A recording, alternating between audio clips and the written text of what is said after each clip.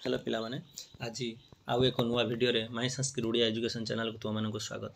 पिला माने पूर्व आम ग्रीष्म अवकाश कालीन गृह कार्य 2025 संस्कृत विषय को नवम श्रेणी आलोचना करते। ठीक आज आम तार से ग्रीष्म अवकाश कालीन गृह कार्य 2025 नवम श्रेणी ओडिया विषय टी आलोचना करवा। ठीक अच्छे देख पिला माने प्रथम आम प्रश्न को देखीदे तापर प्रश्नर उत्तर को आम पुंखानुपुंख भाव आलोचना करवा। प्रथम प्रश्न वंदे उत्कल जननी कवितारू कविंकर देशभक्तिर परिचय दियो। द्वितीय प्रश्न वंदे उत्कल जननी कवितारू उत्कलर वैशिष्ट्य उल्लेख कर। तृतीय स्वतंत्र उत्कल प्रदेश गठन थिला ओडिया अस्मितार एक परिचय। यही प्रसंग वर्णना करी सांग निकट पत्र लेख। चतुर्थ रचना लेखा दी जाइए ग्रीष्म ऋतु जो पिला तार जो लिखी ना उपक्रम समय निरूपण प्रकृति पर्वपर्वाणी जीवन जनजीवन उपर प्रभाव जनसचेतनता उपसंहार। पिला जिते बड़े भी आम यही रचना को लिखा सब बेले मार्क करवा रचन जो सब पॉइंट को देथिबो से पॉइंट को आधार करी आम रचना लिखा। ठीक अच्छे 5 नंबर व्याकरण बहिर शब्द गठन पाठर समस्त प्रश्नर उत्तर प्रस्तुत कर। 6 नंबर कांत कवि लक्ष्मीकांत समसामयिक कवि मानकर नामर एक सारणी प्रस्तुत कर सेमानकर साहित्य कृति गुड़ी को लेख। पे 6टी क्वेश्चन प्रश्न अच्छी 6टी प्रश्नर उत्तर को आम आस पुंखानुपुंख भाव देखा आलोचना करवा। प्रथम प्रश्न वंदे उत्कल जननी कवितारू कविंकर देशभक्तिर परिचय दियो। उत्तर को देख ओडिया साहित्य को चलचंचल करी ताकु शीर्ष में पहुँचाइवाई उत्कल मातार जो केतजन सुयोग्य संतान आगे आसी तन्मध्य कांत कवि लक्ष्मीकांत महापात्र अन्यतम। कटक जन्मित तथा पे ती जो अच्छे भूलवश टाइपिंग हो जाए तथा देख पे जो ती अच्छी यहाँ को तथा करवा तथा भद्रक जिलार तालपदा ग्राम लालित पालित होइथिबा एही सुयोग्य संतान कलम मुनरू झरी पड़े कालाजयी गल्प बुढ़ा संखाई उपन्यास कणा मामू प्रबंध शरीर माद्य इत्यादि सहित अनेक देशात्मबोधक संगीत। यही एक लोकप्रिय देशात्मबोधक संगीत हेउची वंदे उत्कल जननी जो कवि उत्कल माटी को माँ बोली संबोधन करी वंदना करिछंती ओ तार जशकीर्ति को अति सुंदर भाव में वर्णना करी निज देशभक्तिर परिचय देइछंती। कीर्ति किरटिनी चिरलास्यमयी वीर प्रसविनी उत्कल सारा विश्व द्वितीय। कवि उत्कल माटी को अमृतमयी माँ रूप वर्णना करिछंती तार अपरूप शोभा को कलम मुनरे तुली धरी तार जश को सारा विश्व में परिचित कराइछंती। उत्कल जननीर शरीर को सागर पवित्र जलधारा धोई दिए राशि राशि ताल तमाल परी वृक्षराजी सागर तट देशर सौंदर्य बढ़ाई थाए। स्वच्छ जल धारण करिथिबा नदीर शीतल पवन समस्त को आनंद देई थाए। तरंग सदृश नील पर्वतमाला ता शरीर शोभा को बढ़ाई थाएंती। वृक्ष मानंकरे बसा बांधिथिबा पक्षी मानंकर कलरव समस्त मन को मुग्ध करि थाए। पुनश्च सुंदर सुंदर कारुकार्य खचित मंदिर मानंकर पीठस्थली हेउची ए उत्कलर भूमि। अनेक पुण्य तीर्थर समागम हेउची आमर ए उत्कल भूमि। कविंक भाषारे सुंदर मंदिर मंडित देशा चारु कलावली शोभित बेशा पुण्य तीर्थ चय पूर्ण प्रदेशा जननी जननी जननी। कवि उत्कल मातार गौरव गाथा वर्णना करने को जाई लिखिछंती अनेक सुरवीर ए उत्कल मातार कुलमंडन करी निज जीवन को चरितार्थ करिछंती। शत्रु आगरे वीरदर्पर ठिया हुई ताको दमन करिछंती जोंथिपाई उत्कल जननी आज गर्विता। सेहीपरि अनेक कवि पंडित विद्वान मध्य ए माटीर जन्म होई ए माटीर शोभावर्धन करिछंती। विश्व दरबार उत्कल जननी चिरबंदनिया पूजनिया बोली प्रतिपादन करिछंती। पुनश्च उत्कल जननी चिर शरणदात्री समस्त को ता कोଳରେ आश्रय देई थाए। कविंक भाषारे कविकुल मौले सुनंदन वंद्या भुवन विघोषित कीर्ति अनिंद्या धन्ये पुण्ये चिर शरण्ये जननी जननी जननी। वास्तविक कवि उत्कल जननींकर प्राकृतिक शोभा जस कीर्ति कलाकृति वीरत्व गाथा को अति सुंदर भाव में व्याख्या करी निज देशभक्ति देशप्रीतिर परिचय देइछंती। पिला माने यह थिला प्रथम प्रश्नर उत्तर। एबे आसीबा द्वितीय प्रश्न को देखिबा और तार उत्तर को मध्य आमे पुंखानुपुंख भाव आलोचना करिबा। वंदे उत्कल जननी कवितार उत्कलर वैशिष्ट्य उल्लेख कर। ना ओडिया अस्मिता को ओडिया साहित्य को समृद्ध करिथिबा वरण्य प्रतिभा मध्य कांत कवि लक्ष्मीकांत महापात्र अन्यतम। संप्रति भद्रक जिला तालपदा ग्रामर लालित पालित होइथिबा एही उदीयमान प्रतिभा ओडिया साहित्य जगत में छाड़ी जाइछंती तांकर अम्लान स्वाक्षर।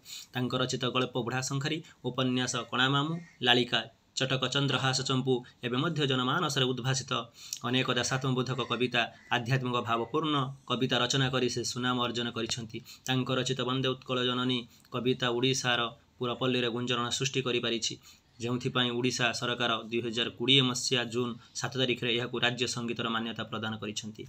एही संगीतटिरे कवि उत्कल जननींकर महनीयता को अति सुंदर भाव में प्रतिपादन କରିଛନ୍ତି। ଉତ୍କଳ ମୋର ପୁଣ୍ୟତୀର୍ଥ ଉତ୍କଳ ମୋର ମା ଇତିହାସ ଭରା ଇତିହାସ ଯାର ତା ପାଦରେ ଶିର ନୂଆ। ବନ୍ଦେ ଉତ୍କଳ ଜନନୀ କବିତାଟିରେ କବି ଉତ୍କଳ ଜନନୀ ଚିରବନ୍ଦନିଆ ଚିରପୂଜନୀୟା ବୋଲି ଅଭିହିତ କରିଛନ୍ତି। ଉତ୍କଳ ଜନନୀଙ୍କର ହସ ଯେପରି ସୁନ୍ଦର ଭାଷା ମଧ୍ୟ ସେହିପରି ସୁନ୍ଦର। କବିଙ୍କ ଭାଷାରେ ବନ୍ଦେ ଉତ୍କଳ ଜନନୀ ଚାରୁ ଭାଷମୟୀ ଜନନୀ ଜନନୀ ଜନନୀ। ସେହିପରି ଉତ୍କଳ ଜନନୀଙ୍କର ପ୍ରାକୃତିକ ଶୋଭା ଅବର୍ଣ୍ଣନୀୟ। ତାଙ୍କର ଶରୀରକୁ ସାଗରର ନୀଳ ଜଳରାଶି ଧୌତ କରିଥାଏ। ଲହରୀ ସଦୃଶ ନୀଳ ପର୍ବତମାଳା ତାଙ୍କ ଶରୀରକୁ ସଜାଇଥାଏ। ଘନ ବନାନୀ ତାଙ୍କ ଶରୀରକୁ ଆବୃତ କରିଥାଏ। ବିହଙ୍ଗମାନଙ୍କର କଳରବ ଉତ୍କଳ ମାତାଙ୍କ ପରିବେଶକୁ ଆନନ୍ଦ ମୁଖରିତ କରିଥାନ୍ତି। କବିଙ୍କ ଭାଷାରେ ଘନ ଘନ ବନ ଭୂମି ରାଜିତ ଅଙ୍ଗେ ନୀଳ ଭୂଧରମାଳା ସାଜେ ତରଙ୍ଗେ କଳ କଳ ମୁଖରିତ ଚାରୁ ବିହଙ୍ଗେ ଜନନୀ ଜନନୀ ଜନନୀ। ପୁନଶ୍ଚ ଉତ୍କଳ ଜନନୀଙ୍କ ଚକ୍ଷୁ ଜ୍ଞାନ ବିଜ୍ଞାନ ପ୍ରଦର୍ଶନରେ ଉଦ୍ଭାସିତ ସୁନ୍ଦର ସ୍ୱର୍ଣ୍ଣ ଧାନରେ କ୍ଷେତଗୁଡ଼ିକ ସୁଶୋଭିତ। ଅନେକ ଯୋଗୀ ଋଷିଙ୍କ ପବିତ୍ର ବାସସ୍ଥାନ ହେଉଛି ଏ ଉତ୍କଳ ମାଟି। ସୁନ୍ଦର କାରୁକାର୍ଯ୍ୟରେ ନିର୍ମିତ ମନ୍ଦିରମାନଙ୍କର ପୀଠସ୍ଥଳୀ ତଥା ତୀର୍ଥସ୍ଥାନ ଭାବରେ ଏ ସାରା ବିଶ୍ୱରେ ପରିଚିତ। କବିଙ୍କ ଭାଷାରେ ସୁନ୍ଦର ମନ୍ଦିର ମଣ୍ଡିତ ଦେଶା ଚାରୁ କଳା ବଳି ଶୋଭିତ ବେଶା ପୁଣ୍ୟତୀର୍ଥ ଚୟ ପୂର୍ଣ୍ଣ ପ୍ରଦେଶା ଜନନୀ ଜନନୀ ଜନନୀ। ବହୁ ବୀର ଯୋଦ୍ଧା ଏବଂ ବିଦ୍ୱାନ ପଣ୍ଡିତମାନେ ଏହି ଉତ୍କଳ ମାଟିର ଜନ୍ମଲାଭ କରି ଉତ୍କଳ ମାତାର ଯଶକୀର୍ତ୍ତିକୁ ଅକ୍ଷୁଣ୍ଣ ରଖିଛନ୍ତି ତଥା ଅନ୍ୟ ପାଖରେ ସ୍ନେହଭାଜନ ହୋଇପାରିଛନ୍ତି। ପୁଣି ଉତ୍କଳ ଭୂମି ଶରଣଦାତ୍ରୀ ଭାବରେ ପରିଚିତା। ନିଜର ମାତୃତ୍ୱ ପ୍ରାଣରେ ସେ ତାହାର ସମସ୍ତ ସନ୍ତାନକୁ ସ୍ନେହ ମମତା ଅଜାଡ଼ି ଦିଏ। ଶାକ ତଣ୍ଡୁଳ ସ୍ୱାଦିଷ୍ଟ ଫଳମୂଳ ଇତ୍ୟାଦି ଖାଦ୍ୟଶସ୍ୟ ଦେଇ ସେ ତାହାର ସନ୍ତାନଙ୍କ ଶରୀରକୁ ବଳିଷ୍ଠ ପରିପୃଷ୍ଟ କରେ। କବିତାରୁ ଏସବୁକୁ ବିଚାର କଲେ ଉତ୍କଳ ଜନନୀଙ୍କର ମହାନୀୟତା ପ୍ରତିପାଦନ ହୁଏ। ଉତ୍କଳ ଜନନୀ ଚିରପୂଜନୀୟା ଚିରବନ୍ଦନିୟା ଭାବରେ ବିଦିତ ହୁଏ। ପିଲାମାନେ ତୁମର ଓଡ଼ିଆ ଅସ୍ମିତା ବିଷୟକୁ ଆଧାର କରି ତୁମେ ଗୋଟେ ସାଙ୍ଗ ପାଖକୁ ଯେଉଁ ପତ୍ର ଲେଖିବା ପାଇଁ ଦିଆଯାଇଥିଲା 3 ନମ୍ବର ପ୍ରଶ୍ନରେ ଥିଲା ତାହାକୁ ଆମେ ଦେଖିବା। ପିଲାମାନେ ଯେତେବେଳେ ଆମେ କୌଣସି ପତ୍ର ଲେଖୁଛେ ଗୋଟେ ସାଙ୍ଗ ପାଖକୁ ବା ଯାହା ପାଖକୁ ହଉ ତ ସେତେବେଳେ ମନେ ରଖିବ ଡାହାଣ ପଟରେ ଠିକ୍ ଟପ୍ରେ ବା ଉପରେ ଲେଖିବା ଆମର ସ୍ଥାନ ଆଉ ପିଲା ତାରିଖ। ତାପରେ ଆମେ ଏଠି ଆଡ୍ରେସିଂ ପ୍ରଥମେ ଦେବା। ତାପରେ ଆମେ କ'ଣ କରିବା ନା ଆମର ବିଷୟବସ୍ତୁ ଉପସ୍ଥାପନ କରିବା। ଏଇଟାକୁ ଆମେ କ'ଣ କରିବା ନା ଆମେ ଯେଉଁ ସାଙ୍ଗ ପାଖକୁ ପଠାଉଛେ ଆଉ ଦ୍ୱିତୀୟରେ କ'ଣ ନା ଆମେ ସମସ୍ତଙ୍କର ଯେଉଁ ଘରେ ଯେଉଁମାନେ ସବୁ ଥିବେ ସମସ୍ତଙ୍କୁ ଟିକେ ଆମର ସମ୍ମାନ ଜଣାଇବା। ତାପରେ ଆମେ ବିଷୟକୁ ଉପସ୍ଥାପନ କରିବା। ଠିକ୍ ଅଛି। ପ୍ରିୟର ସାଙ୍ଗ ସ୍ନେହା ତୁମେ ତୁମର ସାଙ୍ଗମାନଙ୍କର ନାଁ ଲେଖିପାରିବ। ମୋର ସ୍ନେହ ନେବ ମଉସା ମାଉସୀଙ୍କୁ ମୋର ପ୍ରଣାମ ଜଣାଇବ। ଗତ ମଙ୍ଗଳବାର ତୁମ ଚିଠି ପାଇ ବହୁତ ଖୁସି ହେଲି। ମୁଁ ଆଜି ତୁମକୁ ଉତ୍କଳ ପ୍ରଦେଶ ଗଠନ ଓ ଏହା ଓଡ଼ିଆ ଅସ୍ମିତାର ପରିଚୟ ସହ ଜଡ଼ିତ କିଛି କଥା ଲେଖୁଅଛି। 1936 ମସିହା ଏପ୍ରିଲ 1 ତାରିଖରେ ଉତ୍କଳ ପ୍ରଦେଶ ଏକ ସ୍ୱତନ୍ତ୍ର ପ୍ରଦେଶ ଭାବରେ ଗଠନ ହୋଇଥିଲା ଯାହା ଓଡ଼ିଆ ଭାଷା ସଂସ୍କୃତି ଐତିହ୍ୟକୁ ସଂରକ୍ଷଣ କରିବା ପାଇଁ ଏକ ଐତିହାସିକ ମାଇଲଖୁଣ୍ଟ କହିଲେ ଅତ୍ୟୁକ୍ତି ହେବ ନାହିଁ। ଏହା ପୂର୍ବରୁ ଓଡ଼ିଆ ଭାଷାଭାଷୀ ଅଞ୍ଚଳଗୁଡ଼ିକ ବିଭିନ୍ନ ପ୍ରଦେଶ ଅଧୀନରେ ଥିଲା ଯାହା ଓଡ଼ିଆ ଅସ୍ମିତାକୁ ଦୁର୍ବଳ କରୁଥିଲା। ଉତ୍କଳ ଗୌରବ ମଧୁସୂଦନ ଦାସ ବ୍ୟାସକବି ଫକୀରମୋହନ ସେନାପତି ଉତ୍କଳମଣି ଗୋପବନ୍ଧୁ ଦାସ ଆଦି ମହାନ ନେତାଙ୍କ ଅକ୍ଳାନ୍ତ ପରିଶ୍ରମ ଉତ୍କଳ ସମ୍ମିଳନୀର ପ୍ରୟାସରେ ଏହି ସ୍ୱପ୍ନ ସାକାର ହୋଇଥିଲା। ସ୍ୱତନ୍ତ୍ର ଉତ୍କଳ ପ୍ରଦେଶ ଗଠନ ଓଡ଼ିଆ ଅସ୍ମିତାର ଏକ ଜାଗରଣ ଥିଲା। ଏହା ଓଡ଼ିଆ ଭାଷାର ସାହିତ୍ୟ କଳା ସଂସ୍କୃତି ଓ ପରମ୍ପରାକୁ ଏକ ନୂଆ ମାନ୍ୟତା ଦେଇଥିଲା। ଆଜି ଓଡ଼ିଶା ଏହାର ସମୃଦ୍ଧ ଜଗନ୍ନାଥ ସଂସ୍କୃତି ନୃତ୍ୟ ଓ ଶିଳ୍ପକଳା ପାଇଁ ବିଶ୍ୱବ୍ୟାପୀ ପରିଚିତ। ଏହି ଗଠନ ଆମକୁ ଆମର ଓଡ଼ିଆ ଅସ୍ମିତା ସହ ଜଡ଼ିତ ରହିବାକୁ ଶିଖାଇଛି। ତୁମେ ମଧ୍ୟ ଏହି ଗୌରବମୟ ଇତିହାସ ବିଷୟରେ ଆଲୋଚନା କରି ଓଡ଼ିଆ ଅସ୍ମିତାକୁ ପ୍ରୋତ୍ସାହନ ଦେବା ବିଷୟରେ ତୁମର ସୁଚିନ୍ତିତ ମତାମତ ମୋ ନିକଟକୁ ବର୍ଣ୍ଣନା କରି ଲେଖିବ। ତାପରେ ପିଲାମାନେ ଯେହେତୁ ଯିଏ ଲେଖୁଛନ୍ତି ସେ ଲେଖିବେ ଇତି ତୁମର ପ୍ରିୟ ସାଙ୍ଗ ଯିଏ ବି ହେଇଥିବ ରାମ ହରି ଶ୍ୟାମ ଯିଏ ବି ହେଇଥିବ ତାଙ୍କ ନାଁଟା ଏଠି କ'ଣ କରିବେ ସେ ଲେଖିବେ। ତାପରେ ପ୍ରେରକ ଯିଏ ପଠାଉଥିବେ ତୁମ ନାଁ ଲେଖିବ ତୁମର ଆଡ୍ରେସ୍ ଲେଖିବ। ପ୍ରାପ୍ତେଷୁ ଯିଏ ପାଇବ ମାନେ ଯାହା ପାଖକୁ ପଠାଉଛ ତାର ନାଁ ଆଉ ତାର ଆଡ୍ରେସ୍ଟି ଲେଖିବ। ଠିକ୍ ଅଛି। ଆସ ଆମେ 4 ନମ୍ବର ପିଲେ ସେମିତି ଦେଇଥିଲା କ'ଣ ନା ତୁମର ଗ୍ରୀଷ୍ମ ଋତୁ ଉପରେ ଗୋଟେ ରଚନା ଲେଖିବା ପାଇଁ ଦେଇଥିଲା ଓ ତାର ମଧ୍ୟ କିଛି ପଏଣ୍ଟ ଦେଇଥିଲା। ଦେଖ ସେ ଗ୍ରୀଷ୍ମ ଋତୁର ଯେଉଁ ରଚନାଟିକୁ ଆମେ ଦେଖିଦେବା। ପିଲାମାନେ ମୋର ଏଟା ପଢ଼ୁନାହିଁ ତୁମେମାନେ ତାକୁ ସ୍କ୍ରିନଶଟ୍ ନେଇପାରିବ ବା ତାକୁ ନେଇ ତୁମେ ନିଜେ ମଧ୍ୟ ତାକୁ ପଢ଼ିପାରିବ। ତ ଗ୍ରୀଷ୍ମ ଋତୁର ଦେଖ ପିଲାମାନେ ପ୍ରଥମେ ଏମିତି ଆগে ଉପକ୍ରମରେ ଲେଖିବା। ଉପକ୍ରମରେ ଲେଖି ସାରିଲା ପରେ ତାପରେ ଆସିବା ଆମେ ସମୟ ନିରୂପଣ କରିବା ଯେ କେଉଁ ସମୟରେ ଏଇ ଯେଉଁ ଗ୍ରୀଷ୍ମ ଋତୁଟି ଆସେ କେଉଁ ସମୟରେ ଆସେ ଆଉ କିପରି ଆମକୁ କଷ୍ଟ ଦିଏ ବା ଆମକୁ ଭଲ ଆମକୁ ଲାଗେ। କାହିଁକିନା ପିଲେ ସବୁ ଋତୁ ଆମକୁ ଭଲ ବି ଲାଗେ ଆଉ କିଛି ଆମକୁ କଷ୍ଟ ସହିବା ପାଇଁ ପଡ଼େ କିନ୍ତୁ ସବୁ ଋତୁ ଆସିବା ଆବଶ୍ୟକତା ଅଛି। ତାପରେ ପିଲେ ଅଛି କ'ଣ ନା ସମୟ ନିରୂପଣକୁ ଏମିତି ଲେଖିଦେବା। ସମୟ ନିରୂପଣ ପରେ ଆସିବା ଗ୍ରୀଷ୍ମର ପ୍ରକୃତି ତାର କେମିତି କ'ଣ ବା ସେତେବେଳେ କ'ଣ କ'ଣ ହୁଏ କେଉଁ ଗଛରେ କେଉଁ ସବୁ ନାନା ବୃକ୍ଷ ଆଦି କ'ଣ ସବୁ ଫଳାନ୍ତି ତ ସେସବୁ ବିଷୟରେ ଆମେ ଆଲୋଚନା କରିବା। ଆଲୋଚନା କରିଛି ତୁମେ ଏଇଠୁ ଦେଖିଦେବ। ତାପରେ ଏସବୁ ଭଲ ଭାବରେ ଦେଖ। ପର୍ବପର୍ବାଣୀ ବିଷୟରେ ମଧ୍ୟ ତାକୁ ଆଲୋଚନା କରାଯାଇଛି। ଗ୍ରୀଷ୍ମ ଋତୁରେ କ'ଣ କ'ଣ ପର୍ବପର୍ବାଣୀ ପଡ଼େ, ତାପରେ କ'ଣ ନା ଉପସଂହାର। ପିଲାମାନେ ଏମିତି କ'ଣ କରିବ ନା ତାକୁ ପଏଣ୍ଟ ଆଉଟ୍ କରିକି ସବୁ ଲେଖିବା ପାଇଁ ଚେଷ୍ଟା କରେ। ଆଉ ଥରେ ମୁଁ ଦେଖାଇ ଦେଉଛି ପିଲାମାନେ। ପ୍ରଥମରୁ ଦେଖ, ଗ୍ରୀଷ୍ମ ଋତୁ, ଉପକ୍ରମ, ସମୟ ନିରୂପଣ, ଗ୍ରୀଷ୍ମର ପ୍ରକୃତି, ପର୍ବପର୍ବାଣୀ, ଉପସଂହାର। ଠିକ୍ ଅଛି। ହଉ ପିଲାମାନେ ଦେଖିବା, 5 ନମ୍ବର ପ୍ରଶ୍ନ ଥିଲା ଯେ ତୁମର ଯେଉଁ ବହିରେ ଅଛି ଶବ୍ଦ ଯେଉଁ ଥିଲା ତୁମର ଶବ୍ଦ ଗଠନ, ସେଥିରେ ଯେଉଁ ପ୍ରଶ୍ନ ଗୁଡ଼ିକ ଥିଲା ତାର ସମସ୍ତ ପ୍ରଶ୍ନର ଉତ୍ତରକୁ ଆମେ ଆଲୋଚନା କରିବା। ଶବ୍ଦ କାହାକୁ କହନ୍ତି ନା ଦେଖ, ଏକ ବା ଏକାଧିକ ବର୍ଣ୍ଣର ମିଳନ ଯେତେବେଳେ କିଛି ଅର୍ଥ ପ୍ରକାଶ କରେ ସେତେବେଳେ ତାହା ଶବ୍ଦପଦବାଚ୍ୟ, ଅର୍ଥାତ୍ ଏକ ବା ଏକାଧିକ ବର୍ଣ୍ଣ ମିଳିତ ହୋଇ କୌଣସି ଅର୍ଥ ପ୍ରକାଶ କରୁଥିଲେ ତାହାକୁ ଆମେ ଶବ୍ଦ ବୋଲି କହିବା। ଠିକ୍ ଅଛି। ଆମେ ଯଦି ଲେଖିବା କ'ଣ ନା ଏକ ବା ଏକାଧିକ ବର୍ଣ୍ଣ ମିଳିତ ହୋଇ କୌଣସି ଅର୍ଥ ପ୍ରକାଶ କରୁଥିଲେ ତାହାକୁ ଶବ୍ଦ ବୋଲି କହିଥାଉ। ଶବ୍ଦ ପିଲାମାନେ କେତେ ପ୍ରକାର ନା ଶବ୍ଦ ଥିଲା ସାଧାରଣତଃ 3 ପ୍ରକାର। ତତ୍ସମ ଶବ୍ଦ ପିଲାମାନେ କେତେ ପ୍ରକାର ନା ଶବ୍ଦ ପିଲା ଥିଲା 4 ପ୍ରକାର। ଏଠି ପିଲା ଭୁଲ ଅଛି, ଟିକେ ଦେଖିଦେବା। ଶବ୍ଦ କେତେ ପ୍ରକାର ନା ଏଠି ହେବ 4 ପ୍ରକାର। ନା କ'ଣ କ'ଣ ନା ତତ୍ସମ, ତଦ୍ଭବ, ଦେଶଜ ଓ ବୈଦେଶିକ। ପିଲେ ବୈଦେଶିକ ଗୋଟିଏ ଶବ୍ଦ ଥିଲା। କ'ଣ ଥିଲା? ବୈଦେଶିକ। ତାପରେ 3 ନାହିଁ ପିଲେ ଭୁଲ ଅଛି, ଏଟା 4 ହେବ। ତାପରେ ନଈ ଶବ୍ଦଟି କେଉଁ ମୂଳ ଶବ୍ଦରୁ ଉତ୍ପନ୍ନ ହୋଇଛି ନା ନଈ ଶବ୍ଦଟି ପିଲେ ନଦୀ ଶବ୍ଦରୁ ହୋଇଛି। ଠିକ୍ ସେମିତି ଗଧର ତତ୍ସମ ରୂପଟି କ'ଣ ନା ଗଧର ତତ୍ସମ ରୂପଟି ହେଲା ଗର୍ଦ୍ଧବ। ଦ୍ରାବିଡ଼ ଭାଷାରୁ ଆମ ଭାଷାକୁ ଆସିଥିବା 2ଟି ଶବ୍ଦର ନାମ ଲେଖ ନା ଆରିସା, ଏଣ୍ଡୁରି। ଅକଲ ଶବ୍ଦଟି କେଉଁ ଭାଷାରୁ ଆମ ଭାଷାକୁ ଆସିଛି ନା ଜାବନିକ ଭାଷା। ଯେଉଁ ପିଲେ ବୈଦେଶିକ ଭାଷା ଥିଲା, ବୈଦେଶିକ ଭାଷାର ଜାବନିକ ଭାଷାରୁ ଆସିଥିଲା ଅକଲ। ଠିକ୍ ସେଇଭଳି 7 ନମ୍ବର ଅଛି ଆମ ଭାଷାରେ ପ୍ରଚଳିତ ହୋଇଥିବା 5ଟି ଇଂରାଜୀ ଶବ୍ଦର ନାମ କୁହ। ନା ଇଂରାଜୀ ଭାଷା କ'ଣ ଥିଲା ନା table, bench, pencil, doctor, hospital, ଏଗୁଡ଼ା ସବୁ କ'ଣ ନା ଗୋଟିଏ ଗୋଟିଏ ଇଂରାଜୀ ଶବ୍ଦ। ନିମ୍ନଲିଖିତ ଶବ୍ଦ ଗୁଡ଼ିକର ଲିଙ୍ଗ ପରିବର୍ତ୍ତନ କର। ଯେମିତି ପିଲେ କ'ଣ ଥିଲା ନା କିଶୋରର କିଶୋରୀ, ବଗର ବଗୁଲି, ସ୍ୱାମୀର ସ୍ତ୍ରୀ, ବଧୂର ବର, ପିତାର ମାତା। ଠିକ୍ ସେଭଳି ବଚନର ସଂଜ୍ଞା ନିରୂପଣ କର। ବା ବଚନ ଆମେ କାହାକୁ କହିବା ନା ଯେଉଁଥିରୁ ବ୍ୟକ୍ତି ବା ବସ୍ତୁର ସଂଖ୍ୟା ଜଣାପଡ଼େ ତାହାକୁ ଆମେ ବଚନ ବୋଲି କହିଥାଉ।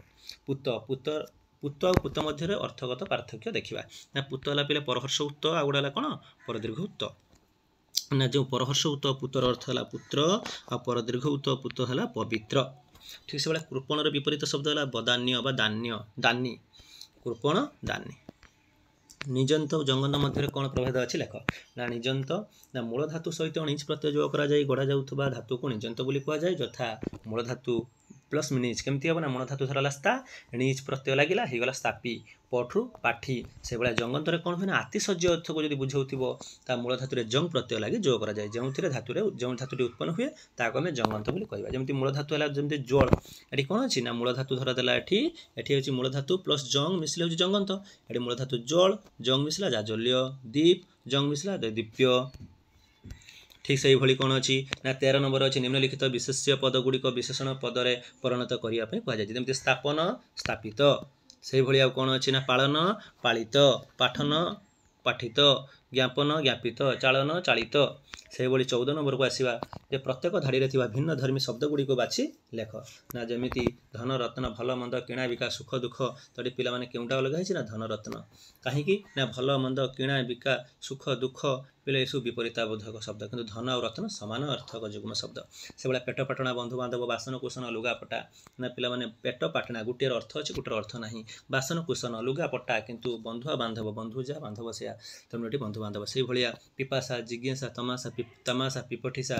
ତ ଏଠି କ'ଣ ହେଇଛି ନା ତମାସାଟା ଅଲଗା ହେଇଛି। ଠିକ୍ ଅଛି। ଆସ 6 ନମ୍ବର ଯେଉଁ କହିଥିଲା କାନ୍ତକବି ଲକ୍ଷ୍ମୀକାନ୍ତ ମହାପାତ୍ର ତାଙ୍କର ସମସାମୟିକ ବା ତାଙ୍କ ଯୁଗର ସମସାମୟିକ କବିମାନଙ୍କର ନାମ ଓ ତାଙ୍କର କୃତି ଗୁଡ଼ିକୁ ଲେଖିବା ପାଇଁ।